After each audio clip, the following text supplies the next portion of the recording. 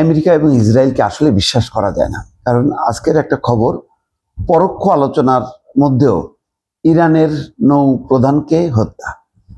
এই সময় কি হত্যা করে?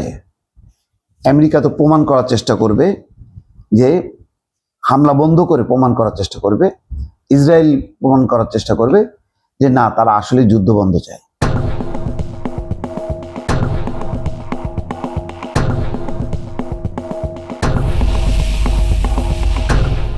ইরান কিন্তু বারবার বলছে যে এইটা হলো আলোচনা এটা হচ্ছে তারা খেলছে। এর উদ্দেশ্য হলো ইরানের মানসিক শক্তিটা, মানে তার যে এখন তেজ, সেই তেজটাকে একটু দমন করা, কিন্তু আলটিমেটলি সে আক্রমণ করবে। এবং ঘটনা হয়তো তাই। ইরানের নৌপ্রধান আলী রেজা তাংসিরি বলা হচ্ছে যে ইরানের নৌপ্রধানকে হত্যার ইসরায়েলের দাবি সত্যি হলে তা ইরানের জন্য বড় ধাক্কা। যুক্তরাষ্ট্রের প্রস্তাবের আনুষ্ঠানিক প্রতিক্রিয়া ইরানের দ্রুত আলোচনায় ফেরার জন্য ট্রাম্পের হুঁশিয়ারি, আলোচনায় যুক্ত হতে চায় উপসাগরীয় সহযোগিতা দেশ। ইরান একেবারে প্রথম থেকে বলে আসছে যে তারা আমেরিকা আসলে কোনোভাবেই তারা আলোচনা চায় না, প্রকৃত আলোচনা চায় না।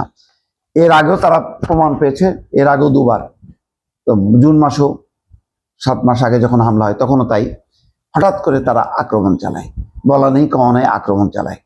অর্থাৎ যখনই তারা পরিকল্পনাটা চূড়ান্ত করে তখন গোপন রাখে এবং নানা কথার মধ্য দিয়ে ইরানকে বিভ্রান্ত করে এবং তারপর হামলা চালায়।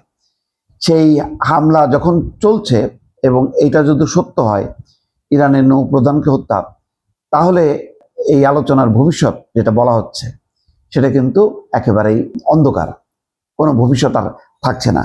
এখনো কিন্তু ইরান আর যুক্তরাষ্ট্রের মধ্যে প্রত্যক্ষভাবে কোনো আলোচনা হচ্ছে না, ভায়া মিডিয়া আদান প্রদান চলছে। সেটা করছে পাকিস্তান, মূলত পাকিস্তান, তার সাথে আছে তুরস্ক। পাকিস্তানের মাধ্যমে তথ্য আদান প্রদান চলছে, অর্থাৎ আমেরিকা যা বলছে সেই তথ্যটা পৌঁছে দিচ্ছে ইরানে, ইরান যা বলছে ইরানের তথ্যটা পৌঁছে দিচ্ছে যুক্তরাষ্ট্রে। কিন্তু সরাসরি আলোচনার ব্যাপারে ইরান আগ্রহী না, কারণ ইরান মনে করে যে তাদের যে মূল দাবি, সেই দাবি তারা পূরণ করবে না। মূল দাবিটা হচ্ছে ইরানে হামলা বন্ধ করতে হবে, উপসাগরীয় অঞ্চল থেকে মার্কিন নৌঘাঁটি প্রত্যাহার করতে হবে এবং যে ক্ষয়ক্ষতি হয়েছে সেই ক্ষতিপূরণ দিতে হবে। সেটা কি পারবে? করবে তারা? করবে না। বরং আমেরিকা যে প্রস্তাবগুলো দিচ্ছে তাতে ইরানের ঘরে বসে থাকা ছাড়া আর কোনো কাজ নেই। তার সমস্ত পারমাণবিক কর্মসূচি সবকিছু বন্ধ করতে হবে। কিন্তু ইসরায়েলের ক্ষেত্রে এই নিষেধাজ্ঞা নেই, ইরানের ক্ষেত্রে এই নিষেধাজ্ঞা মানে তারা দিয়েছে। ইরান আরো বলেছে যে তাদের উপর যে অর্থনৈতিক নিষেধাজ্ঞা আছে সেই নিষেধাজ্ঞা প্রত্যাহার করতে হবে।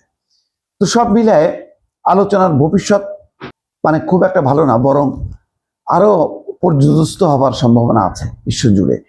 হয়তো তারপর আকস্মিকভাবে হয়তো আবার মোড় ঘুরতে পারে, কিন্তু ততক্ষণ পর্যন্ত বিশ্বের অবস্থা সত্যি করুণ হয়ে যাবে দর্শক।